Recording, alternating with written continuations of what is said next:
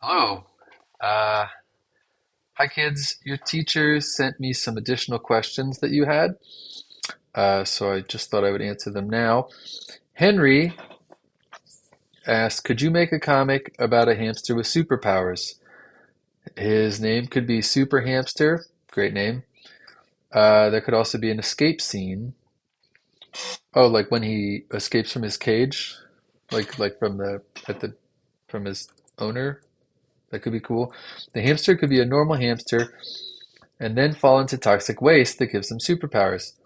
Henry, this is a great idea. Um, I don't know why you don't just make this comic. I think you should make it. It sounds like a great idea. I've never done a comic before where I had animals that were anthropomorphized. It's not really my bag. I don't know if I would make this comic for that reason because I don't like comics where the main characters are animals, except Dogman. Um, Although I guess he could have his owner could maybe also be a character, right? Like if the hamsters, oh, actually, it could be cool if the hamster is one of those hamsters in a school classroom, and then maybe the kids could be involved or something. But anyways, I would be more interested if that was the case, if like his owner did know that his hamster had superpowers, and then the owner, that kid, also was a character. And I think it'd be kind of funny to have the kid be the sidekick and the hamster be the main character. I think that could be funny. Um, but anyways, it's a great premise, and I highly recommend that you give it a shot. Um, and if you do, have your teacher send me a PDF of it. I'd like to see it. Landon said, "Can you make a book called Zombie Boy or Lava Boy, please and thank you?" This is more up my alley. Zombie Boy, Lava Boy, Invisible Boy. These are the titles I gravitate towards. Just take a thing, put the word boy on the end. I've actually been thinking about writing a comic called Bug Boy about a boy that has various bug powers and he can switch between them, kind of like Super Mario or Mega Man switches between his powers. Um, and I do like zombies. I like zombies a lot. I kind of worry. I don't know if there's a lot of spooky books out.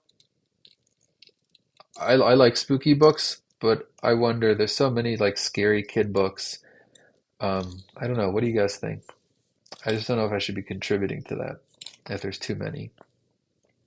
But I do like that stuff. I was thinking it could be cool to have a character that starts out as a boy, then turns to a zombie, then turns to a skeleton, then turns to a ghost.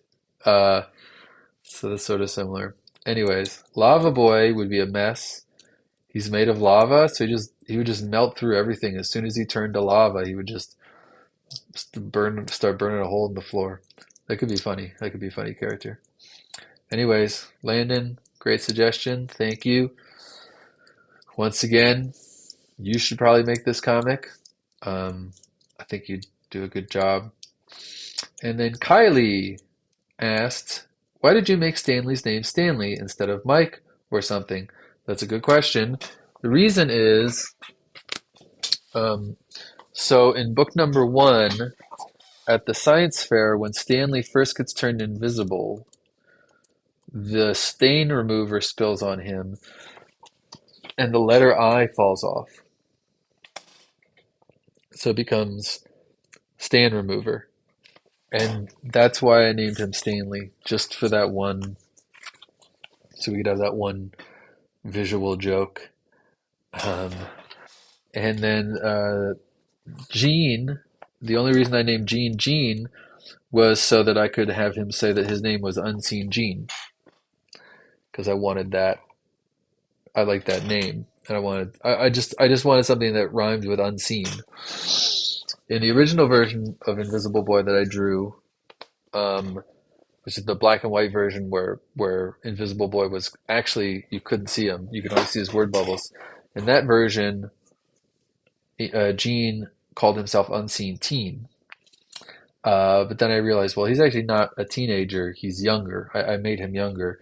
And so I changed That's why, and then I changed his name to Gene so it could be Unseen Gene. That's why I did that. Anyways, thank you, Kylie. Great question. Thanks for the questions, kids. And I hope you are having a lovely Halloween season. And I just put the book plates in the mail, the signed book plates, so you'll be getting those soon. All right. Bye. Thanks for the questions.